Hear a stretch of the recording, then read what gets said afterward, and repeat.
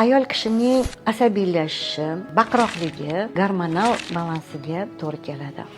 Gormonal holatda agar gormonlari uning hammasi balansda, ya'ni beka-mikoz, arg'imchoq holida bo'lmasdan ishlayotgan bo'lsa, hammasi yaxshi. Lekin hozirgi kunda ekologik katastrofani hisobiga juda ko'p ayollarda juda ham vaqtli klimakterik davr kelyapti.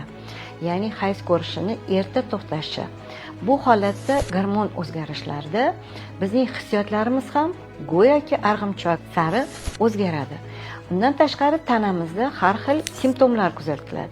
Ya'ni birdaniga terlab ketish, birdaniga yurak urib ketish, birdaniga qo'rquv kelishi, uyqusizlik holatlari va nimagadir har doim yig'lagisi kelishi.